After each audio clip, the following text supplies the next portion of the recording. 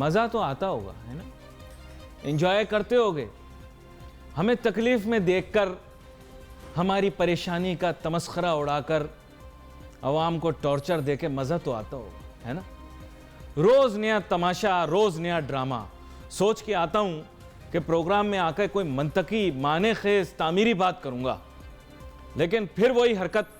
रोज़ पहुँचता हूँ कोई ना कोई नया ड्रामा शुरू।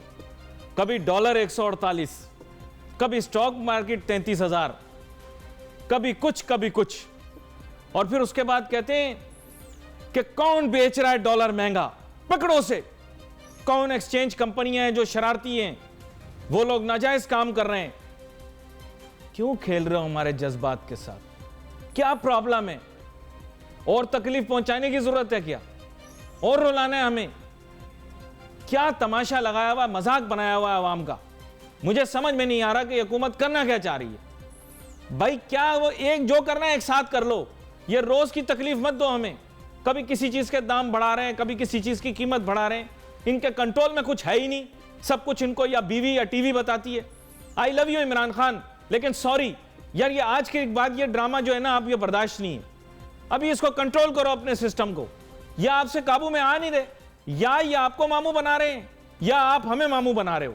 एक बात करो, क्या बात क्या है? ये डॉलर बढ़ाना है तो सीधे तरीके से बढ़ाओ।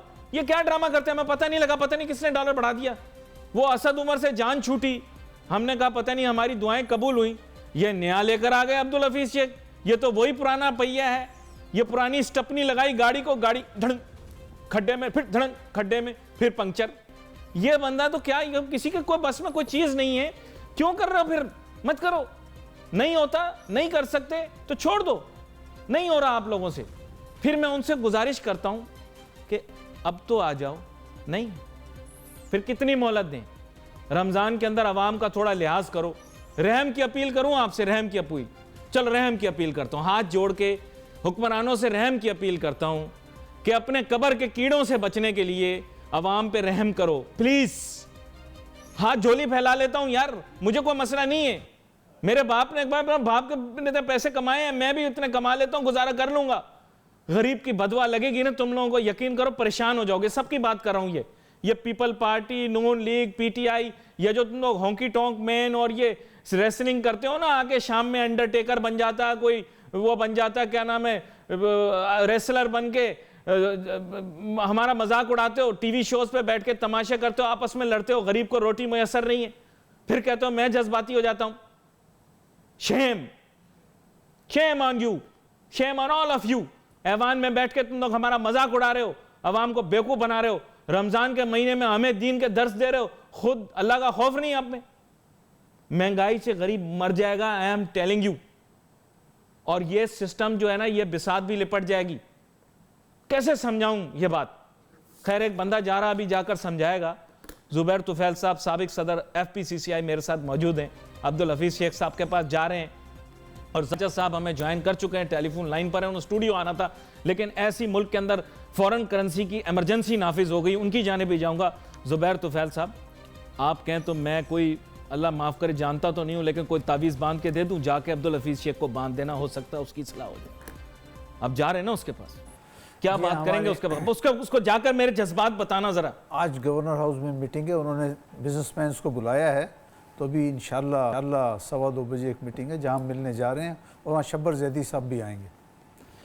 शब्बर जैदी साहब को भी अल्लाह ताला हिदायत दे, इस हुकूमत के साथ आ गए, कहीं ऐसे ना हो उनसे भी कोई गलती हो जाए।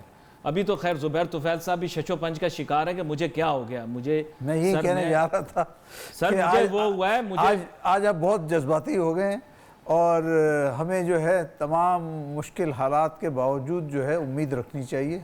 और नहीं, आप मेरे जज्बात को समझ पा रहे हैं कि नहीं पा रहे? समझ रहा हूँ, बिल्कुल समझ रहा हूँ, बिल्कुल समझ रहा हूँ। मैं मुत्तफिक होने को नहीं कह रहा, मैं कह रहा हूँ समझ तो मैं समझ रहा हूँ कि देखें, आप सही कह रहे हैं कि इन तमाम ख़ास तौर से आज के एक्सचेंज रेट जो फ्लक्चुएशन है, इससे गरीब लोगों का, दरमियाने तबके का, सबका बहुत बुरा हाल होगा, क्योंकि इससे इतनी महंगाई का एक तूफ़ान आएगा।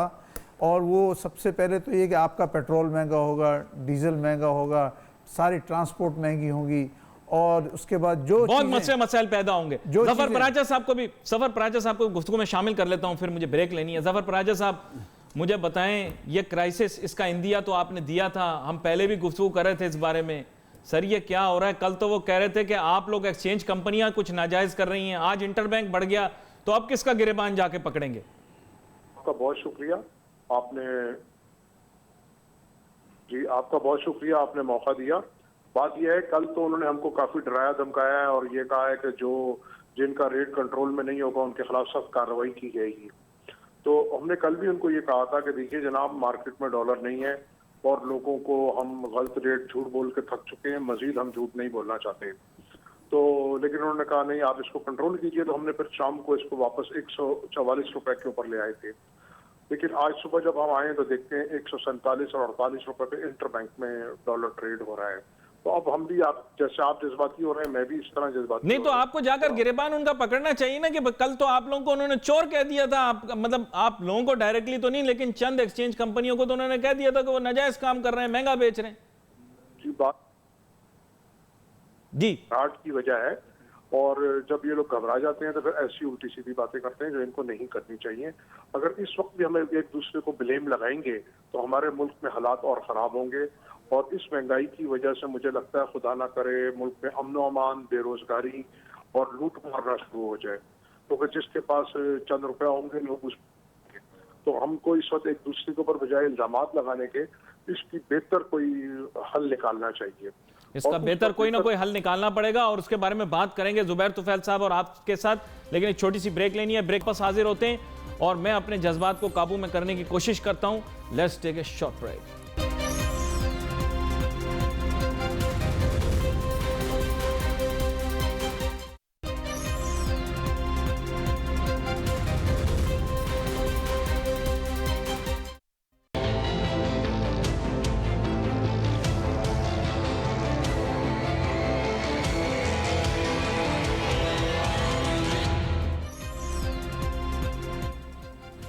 क्या बनेगा पाकिस्तान का अगर इस तरह की माशी पॉलिसियां जो हैं वो अपनाई गई? क्या बनेगा? मेरे इस प्यारे वतन को घर के ही चिराग से कहीं अल्लाह ना करे, मेरी काली ज़ुबान है, कोई ऐसी बात मुंह से न निकले। जुबैर तुफैल साहब, बात आपने ज़फ़र बराचा साहब की भी सुनी। कल इन्होंने शोर मचाया, बोला जी एक्सचेंज कंपनियां जो हैं ये जो हैं कोई नाजायज़ काम कर रही हैं, इनकी वजह से बढ़ रहा है। जबकि आपको भी पता है, मुझे भी पता है कि दबाव इनके ऊपर होगा कि ओपन मार्केट में, फ्री मार्केट के अंदर और मैकेनिज्म अप्लाई करें और फिर आपको पता है डॉलर कहाँ जाएगा। हमारे यहाँ तो मसनूई डिमांड भी क्रिएट हो जाती है। मैं चाहूँगा इसके बारे में थोड़ा सा बताएं। मैंने कोशिश की है कि अब मैं अपने जज्बात को ज़ब्त करूँ। अब तो रोज़े में हूँ, पानी भी नहीं पी सकता, इसलिए अगर आउट ऑफ कंट्रोल हो जाऊँ तो पहले ही मैं नाजरीन से माफ़ी मांग रहा हूँ। ये दीवानगी के लिए मैं माफ़ी नहीं मांगूंगा, लेकिन अपने गुस्से के लिए ज़रूर मांगूंगा। जी जुबैर तुफैल साहब।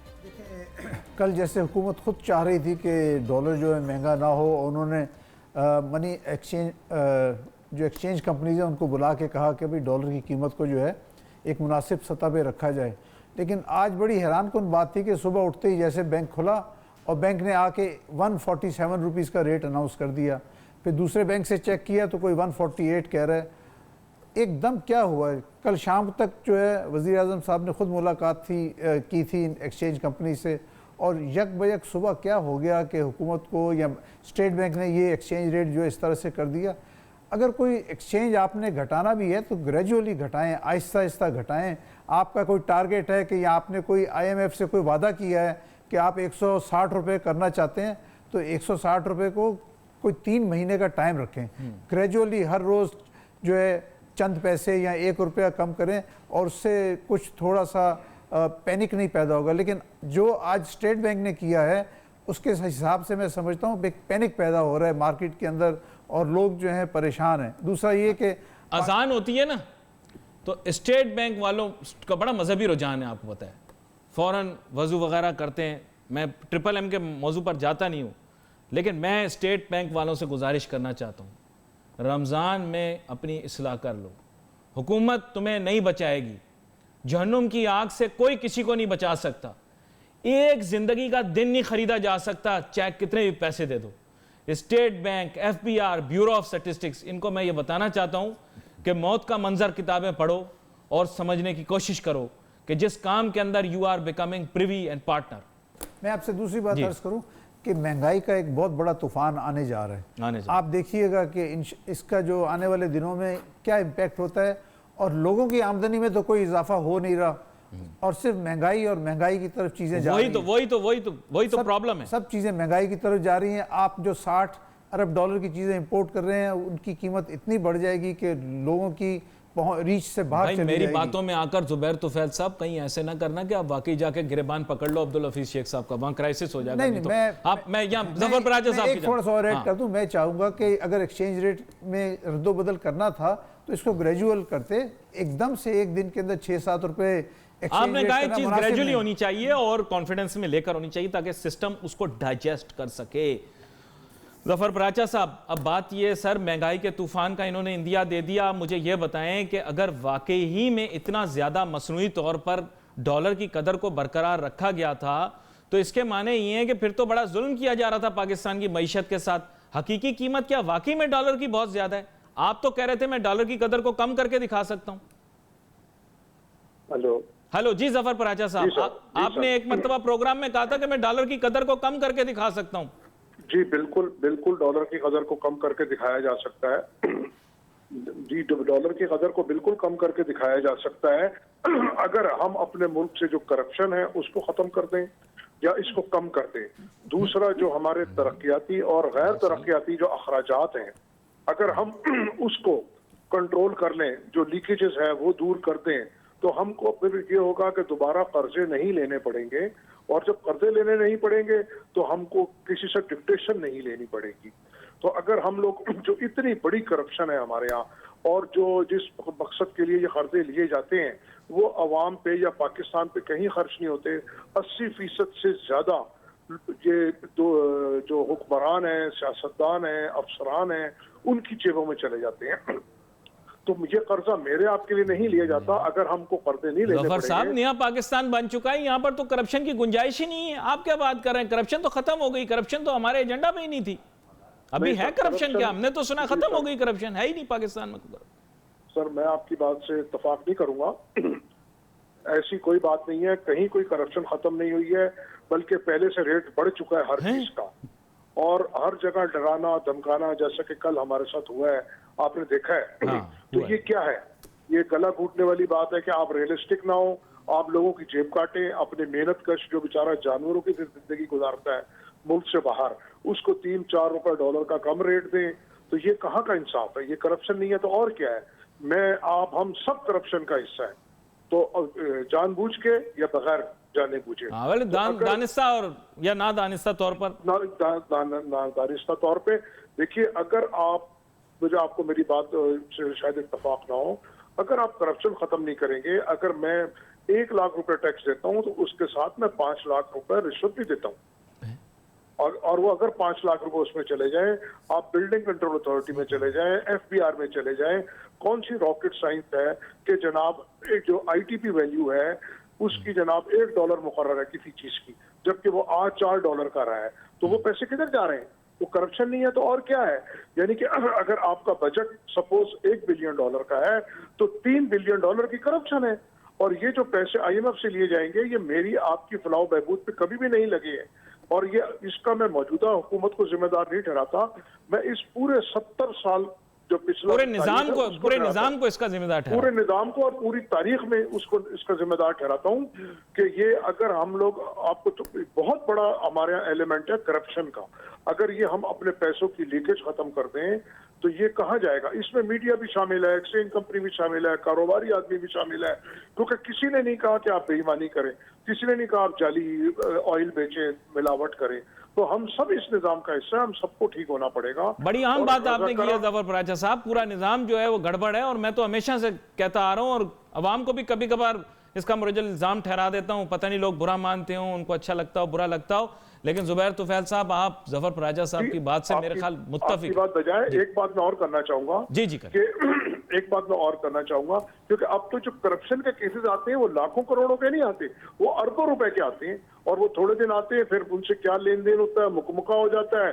कभी उनको हाई कोर्ट से जमानत मिल जाती है, कभी उनको नैब छोड़ देता है, एकदम से हाइप क्रिएट की जाती है, लोगों की उम्मीद बनाई जाती है और फिर अचानक खत्म हो जाता है। तो ये कौन सा कानून है, क्या है? एक चीफ जस्टिस आता है, वो सो मोटो लेता है, दूसरा चीफ जस्टिस आता है, वो उसी के फैसले को खलादम करार दे देता है। तो सर इधर सूरज के मैं बड़े नजदीक आ गया हूं, मेरे पर जल गए बिल्कुल मुकम्मल, इतने जल गए, मैं जमीन की तरफ आ रहा हूं जल्दी जल्दी। और आपको भी यही कहूंगा कि पर ना जलाएं। ये थोड़ा सा मौजू मैं बदलता हूं। जुबैर तुफैल साहब, आपने खैर बात तो सुनी आपने पराचा साहब की, बहुत सारी चीज़ों से आप मुत्तफिक होंगे, ये लेटर पार्ट को छोड़कर। तो उस वक्त आप थोड़ा मुस्कुरा भी रहे थे और मुत्तफिक भी थे, मुल्क में करप्शन है, उन्होंने कहा रेट अब बढ़ गया बल्कि। तो इस बारे में थोड़ी सी अपनी राय दें, क्योंकि हम तो करप्शन फ्री पाकिस्तान की तरफ देख रहे हैं। देखिए, मैं आपसे अर्ज़ करूँ, जैसे ज़फ़र पराचा ने कहा, करप्शन तो मुल्क में है, ये नहीं कह सकते ख़त्म हुआ, बिल्कुल ऐसी कोई बात नहीं। जहाँ जिसका मौका लगता है, जिसका दाव लगता है, वो जो है लोगों को उनका गला दबा के किसी भी तरह, और ये नहीं जायज़ काम के भी पैसे लेते हैं कि भाई ये आप इतने पैसे दोगे, स्पीड मनी। तो मुल्क में करप्शन तो है। लेकिन इस वक्त जो मौजू है, मेन मौजू वो यही है कि एक्सचेंज रेट का। नहीं तो उन्होंने कहा एक्सचेंज रेट के लिए करप्शन जिम्मेदार है, करें ये सिस्टमिक प्रॉब्लम है, सिस्टमिक। मैं आपसे अर्ज करूं, ये बहरहाल जो भी आज एक्सचेंज रेट की तब्दीली हुई, आप इसका इम्पैक्ट जो है 10 से 15 दिन के बाद देखिएगा कि मुल्क में क्या आता है। महंगाई का एक ऐसा तूफान आएगा, और प्लस आपकी कोई जो लोग हैं उनकी आमदनी तो बढ़ी नहीं। जो बेचारा मजदूर है उसकी जो 16,000 रुपये ले रहा है, मुझे नहीं पता कि इस बजट के अंदर उसकी तनख्वाह 2,000 बढ़ेगी या 3,000 बढ़ेगी, इससे ज़्यादा नहीं बढ़ेगी। तो वो कहाँ से ज़िंदा रहेगा, कैसे होगा? हर चीज़ महंगी है। छिनताइयाँ करेगा, जिस मुल्क में चोरियाँ करेगा, डाके डालेगा। यही वजह है कि कराची में आज स्ट्रीट क्राइम जो है बहुत ज़्यादा बढ़ गया है। आप जहाँ भी देखें हर जगह पे यही जिक्र हो रहा है कि स्ट्रीट क्राइम बहुत ज़्यादा हो गया कराची में। और ये सब अभी शुरुआत हैं, इसको आप थोड़े दिन बाद, 2 हफ्ते 4 हफ्ते बाद देखेंगे कि इसमें बहुत सारी मुश्किलात आएंगी। मैं हुकूमत से यही कहूँगा कि खुदारा महंगाई का तूफ़ान जो है लोगों के ऊपर, इसको आहिस्ता आहिस्ता करके लाएं और उनकी आमदनी भी बढ़ाएं। कोई ख़ास तौर पे जो कम आमदनी वाले लोग हैं उनके लिए कोई ऐसा माहौल पैदा करें कि वो भी ज़िंदा रह सकें, उनके बच्चे जो हैं खाना खा सकें। बाकी चीज़ें तो क्या करेगा, उसको तालीम दिलवाएगा या नहीं दिलवाएगा। मैं तो समझता हूँ कि मज़दूर का बच्चा जो है वो मुश्किल से अपने घर में खाना खा पाएगा, इसके आगे कुछ नहीं होगा। उसको बिजली का बिल आता है, बिजली का बिल देगा, नहीं देगा तो बिजली काट देंगे। तो ये सारी इतनी सारी मुश्किलात हैं, और हुकूमत को चाहिए कि अभी बजट आने में कुछ रोज़ हैं, खुदारा जो कम आमदनी के लोग हैं जिनकी तनख्वाहें 25-30 हज़ार रुपये तक हैं, उनके लिए कुछ सोचें, उनका कोई मसाइल के हल तलाश करें। बड़ी अहम बात आपने की है ज़फ़र पराचा साहब, आप इस मौजू के ऊपर बड़ी गिरफ्त रखते हैं और मैंने इसीलिए आज आपको मदऊ किया क्योंकि आपकी नॉलेज बेस ज़्यादा है। बात यह, हमारे मुल्क का तिजारती खसारा यानी ट्रेड डेफिसिट तो अब कम होने नहीं लगा, तो मुस्तकबिल में फिर क्या तवक्को करें? और हालात ख़राब होंगे, क्योंकि डॉलर तो हमें मेरे ख्याल से कहीं ना कहीं से तो लाने पड़ेंगे। फिर अगर आज इतना मसला हो रहा है तो कल क्या होगा? देखिए जनाब, बात यह है जो आपने फरमाया कि ट्रेड डेफिसिट हमारा इस वक्त तकरीबन 22 से 25 बिलियन डॉलर का है, और IMF प्रोग्राम में जो हम जा रहे हैं, जो हमें तकरीबन 3 साल में सिर्फ 6 बिलियन डॉलर मिलेंगे। तो इस 2 बिलियन डॉलर से हमारा क्या बनेगा, मेरी समझ में नहीं आती बात। और ये ट्रेड डेफिसिट आगे भी बढ़ने के चांसेस हैं, क्योंकि एक्सपोर्ट्स आपकी है नहीं और इम्पोर्ट आपकी बढ़ रही है, और इम्पोर्ट बेस्ड कंट्री बन चुके हैं आप टोटल। पिछली हुकूमत ने अलमिया यह है कि डॉलर को रुपये को ओवर कीमत रख के इन्होंने आपकी इम्पोर्ट्स महंगी की और एक्सपोर्ट्स सस्ती, और इसके लिए आपके मुल्क में हर जगह इम्पोर्टेड आइटम्स की भरमार हो गई, और जो लोकल इंडस्ट्री थी वो तबाह हो गई, और ट्रेड डेफिसिट आपका बढ़ता रहा और आगे भी बढ़ता हुआ लगता है। तो इसके लिए आपको लोकल इंडस्ट्री के ऊपर खसूसी तवज्जो देनी होगी, और लोकल इंडस्ट्री वाले को ये चाहिए कि वो अपनी क्वालिटी ठीक करे, अपनी प्राइस ठीक करे, उसको जो एक हम अच्छा ज़फ़र साहब यहाँ पे मैं कुछ इजाफा करना चाह रहे हैं जी। देखिए, पराचा साहब सही कह रहे हैं कि ट्रेड डेफिसिट के बारे में, लेकिन थोड़ा सा मैं इख्तलाफ करूँगा। ट्रेड डेफिसिट अब नहीं बढ़ेगा, इसलिए कि चीज़ें, इम्पोर्टेड चीज़ें इतनी महंगी हो गई हैं। आप देखिएगा कि खुद ब खुद वो लोगों की पहुंच से बाहर चली जाएंगी, और ऑलरेडी आखिरी 3 महीने में इंपोर्ट जो है उसका ट्रेंड जो है डाउनवर्ड है। तो लिहाजा अब ट्रेड डेफिसिट और बढ़ना मुझे नहीं नज़र आ रहा। ये तो आप दोनों की मुख्तलिफ राय हो सकती है। मैं आपको सही कह, देखिए ट्रेड डेफिसिट जो है ना वो तब होता है कि आपके पास परचेजिंग पावर होती। अब तो किसी के पास 150 रुपये डॉलर से कौन परचेज करेगा।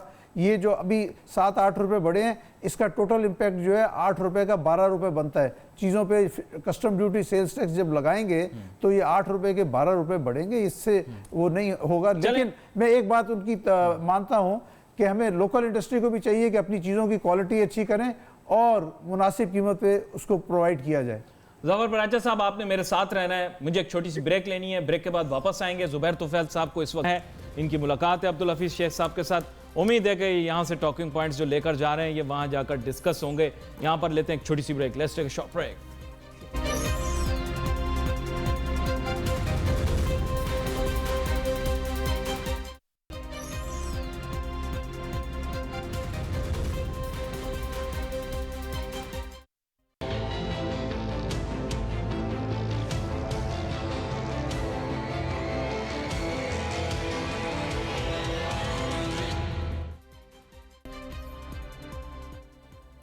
नाज़रीन, welcome back after the break. इतना बेचैन हूँ ना, इतना परेशान हूँ। यकीन करें, पिछली दफ़ा जब इन्होंने डॉलर की कदर बढ़ाई थी, मैंने कहा था महंगाई का तूफ़ान आएगा। अवाम को मैं ये बताना चाहता हूँ कि देखें, समझें बात, डॉलर महंगा होगा तो पेट्रोल भी महंगा होगा, गैस भी महंगी होगी, बिजली भी महंगी होगी, आटा भी महंगा होगा, चावल भी महंगा होगा, दाल भी महंगी होगी, सब्ज़ी भी महंगी होगी, अनाज भी महंगा होगा, फल भी महंगा होगा। नेज़ ये कि ज़िंदा रहना मुहाल हो जाएगा इस मुल्क के अंदर। पता नहीं अवाम को क्यों समझ में नहीं आती, और हुक्मरानों को तो समझ आती ही नहीं है, या आती है वो अपने मुफाद के लिए चुप हो जाते हैं। ज़फ़र पराचा साहब, बात यह है, नाउ लेट्स बी ह्यूमंस, इंसानों की तरह सोचते हैं। बात यह है कि अब मैक्रो इश्यूज़ के बजाय आम आदमी के इश्यूज़ भी तो कन्फ्रंट करने। आपने हाईलाइट किया, वो बात जुज़वी रह गई। आपने बताया कि ट्रेड डेफिसिट के अंदर हम इंपोर्ट ओरिएंटेड इकोनॉमी है। इन अदर वर्ड, ज़्यादातर चीज़ें तो हम दूसरे ममालिक से ख़रीद रहे हैं, और वो भी डॉलर में। जब डॉलर महंगा होगा तो हर चीज़ महंगी नहीं हो जाएगी, फिर क्या होगा? जी ज़फ़र साहब। जी बिल्कुल, हम इंपोर्ट ओरिएंटेड इकनॉमी है, हमारे यहाँ हर चीज़ महंगी हो जाएगी। जैसा कि अभी उन्होंने फरमाया कि हमारे यहाँ जब डॉलर महंगा हो जाएगा तो लोग ख़रीद नहीं पाएंगे। मेरा ख्याल है ऐसा नहीं है, क्योंकि एक तरफ तो हमारे यहाँ बिल्कुल ही पिसा हुआ तबका है जिसको अपनी रोटी रोज़गार का मसला है, और दूसरी तरफ एक वो तबका है जिसको पैसों की कोई फिक्र नहीं है किसी भी किस्म की। आप ये देखिए, जब 50 रुपए का डॉलर था तो आपकी मार्केट्स भरी हुई थी, जब 100 रुपए का हुआ उस वक्त आपकी मार्केट्स भरी हुई हैं, और अब इस वक्त 150 का डॉलर है, उनको कोई फ़र्क नहीं पड़ता चाहे 200 का हो जाए। क्योंकि वही मैं बात अपनी पुरानी दोहराऊंगा कि करप्शन की वजह से पैसे की इतनी भरमार है, इतनी लोगों के पास वाफिर मकदार में है कि एक तबके को कोई फ़र्क नहीं पड़ता सिवाय एक गरीब तबके को जिसको खाने के लिए रोटी नहीं है। तो इंपोर्ट आगे जो आपका ट्रेड डेफिसिट है, अगर कोई गवर्नमेंट जब तक कोई सेफ्टी मेजर्स नहीं लेगी, कोई खसूसी इक़दाम नहीं करेगी, तो ये आपका ट्रेड डेफिसिट मुझे कम होता हुआ नज़र नहीं आ रहा। ये अजीब और अगर कोई खसूसी इक़दाम किए जाएंगे, मैं एक छोटी सी मिसाल दूंगा। ढाई 3 करोड़ रुपए की जो गाड़ियां हैं जिनको मैं चलता फिरता बंगला कहता हूँ, वो आपकी सड़कों पे उनकी भरमार है। आप डिफेंस के वगैरह को छोड़ दें, अगर आप गुलशन में या और बंगलोज में चले जाएं, सोसाइटी एरिया में चले जाएं, गुलशन में चले जाएं, नॉर्थ नाजाबाद में चले जाएं, हर जगह चल रही हैं। मैंने नॉर्थ कराची के एक फ्लैट्स बिल्डिंग में लैंड क्रूजर खड़ी हुई 2-2 खुद देखी है। अब आप ये बताइए, जितने का वो फ्लैट नहीं है 50-60 लाख का, वहाँ पे 2-2 करोड़ की 2 गाड़ियाँ खड़ी हुई हैं। तो ये जो पैसे की एक तकसीम है गैर मुनसफाना, और उसके साथ तक टैक्स नेट से लोग बाहर हैं, तो ये सब उसी का शाखसाना है। तो उनको आपके 200 रुपये का भी डॉलर हो जाए उन्हें कोई फिक्र नहीं है, क्योंकि उनके 200 साल आगे का मुस्तकबिल महफूज है। भाई पिछली दफ़ा तो हमने बात की थी एमनेस्टी स्कीम के ऊपर। सर, पिछली दफ़ा हमने बात की थी एमनेस्टी स्कीम के ऊपर। भाई डॉलर को तो इस्तेहकाम मिलना चाहिए था एमनेस्टी स्कीम का। अगर इन्होंने कहा है तो उसके माने ये कुछ तो डॉलर आएगा ना पाकिस्तान, फिर भी इस तरह हो रहा है, समझ नहीं आ रही। सर बात यह है, जो एमनेस्टी आई वो अजीब व गरीब किस्म की आई। जी। कि जो बाहर पैसा रखे रखे उन्होंने 4-5% पे वाइट कर दिया, अभी भी 6% पे अगर आप लोकल दिखाते हैं तो 4% और बाहर रखते हैं तो 2% ज़्यादा दे दें। तो ये एमनेस्टी स्कीम क्या अहमकाना किस्म की है। मेरा कहना यह है कि कम से कम जो बाहर डॉलर रखे हुए लोगों ने उनको भले आप 4% लेते हैं, लेकिन उनको ये कहें कि आप अपने मुल्क में लेके आए अपने फॉरेन एक्सचेंज, जी। तब तो आपका रिजर्व भी बढ़ता और आपको कोई फायदा होता उसका। लेकिन ये 6% में जिन लोगों ने करप्शन की बेइंतहा लूटमार की है और जिनका पैसा टैक्स से बचा हुआ है या करप्शन से बचा हुआ है, एक ही बात है, उनको आपने कहा जी 2% बढ़ती दें और बाहर रख लें। तो वो तो अगर जिसका बाहर अभी पैसा नहीं भी है तो वो भी हवाले के जरिए भेज के अपना पैसा बाहर सेव कर लेगा 2% बढ़ती देके। लेकिन मैं राजा साहब एक चीज मुझे हजम नहीं हुई, $1000 लेने के लिए भी मनी चेंजर के पास जब हम जाते हैं तो हुकूमत आपको भी मजबूर करती है, हमें भी मजबूर करती है, हम अपना NIC भी दें, अपनी तफसील भी दें, वजह भी बताएं वगैरह वगैरह, और ये लोग अरबों डॉलर बाहर रखे हुए, इनसे कोई कुछ नहीं पूछ रहा। ये क्या बात है, समझ नहीं आ रही बात। सर ये डबल स्टैंडर्ड है हर जगह। अगर मैं या आप जाते हैं $10-20 खरीदने तो स्टेट बैंक इतने सवाल करता है आपसे भी और हमसे भी, बाद में हमको इतना तंग करता है। और ये जो बिलियंस ऑफ रुपीस डॉलर की जो मनी लॉन्ड्रिंग हुई है या लोकली ट्रांजैक्शनें हुई हैं, जाली अकाउंट्स, फ्रॉड, उस वक्त स्टेट बैंक कहाँ सो रहा था या और हुकूमती इदारे कहाँ सो रहे थे मुझे नहीं मालूम। जब आप $20-30,000 खरीदते हैं तो आपका डाटा जब मैं रिपोर्ट करता हूँ स्टेट बैंक को तो वो आगे FIA से शेयर किया जाता है और FIA और FBR आपको नोटिस देकर बुला लेता है, आपको तंग करता है। और अगर आप उनको कुछ पैसे दे देते हैं तो सब अच्छा है, और अगर आप उनको पैसे नहीं देते तो वो आपका बेड़ा गर्क कर देते हैं। तो ये मुझे समझ में नहीं आ रहा कि ये हमारे इदारे क्या कर रहे हैं। जैसे कि आपने स्टेट बैंक का जिक्र किया, सबसे ज़्यादा हाईली पेड इदारा है हमारा स्टेट बैंक, सबसे ज़्यादा मरात याफ्ता। और वो लोग क्या कर रहे हैं, किधर सो रहे हैं पता नहीं, क्योंकि मेरे तो वो रेगुलेटर हैं, मैं ज़्यादा बात कर नहीं सकता। लेकिन जो फिर भी मेरी एक जो जिम्मेदारी बनती है कौमी, मैं फिर भी बात ज़रूर कर रहा हूँ कि असल जिम्मेदार स्टेट बैंक है। उनको चाहिए स्टेट बैंक को अपनी आंखें खोलें, अरबों रुपए की, खरबों रुपए की जो मनी लॉन्ड्रिंग हुई है, जो पैसा किया है, उसमें वो बराबर के जिम्मेदार हैं, मैं या आप नहीं है। और जब हम छोटी मोटी जी मैं सुन रहा हूं, जब हम छोटी मोटी ट्रांजैक्शन करते हैं तो उसके ऊपर इतने क्वेश्चंस हैं, इतने ज़्यादा सवालात हैं, ये क्यों ले रहा है, क्या कर रहा है, बैंक में क्यों रख रहा है। हालांकि आम आदमी तो आपकी मईशत को मजबूत कर रहा है, ये बड़ी आम बात आपने की है, लेकिन ऊपर हर जफर राजा साहब अब कैसे इनको बताएं और समझाएं। जितना कुछ कह सकते थे, जितना कुछ कर सकते थे, हमने कर दिया। आज पता नहीं जाते हुए मुझे माजरत करनी चाहिए या नहीं करनी चाहिए, लेकिन फिर भी बड़े बुजुर्गों ने यही कहा है, अच्छा यही रहता है कि माजरत कर लेनी चाहिए। अगर किसी को कोई बात बुरी लग गई हो तो मैं माजरत चाहता हूँ, लेकिन अवाम को जितनी बातें बुरी लगी हैं उनका क्या, इसके बारे में ज़रा सोचिएगा। We wait for your message on Facebook. Ali Nasir हमारी टीम को इजाज़त दीजिए। अल्लाह हाफ़िज़।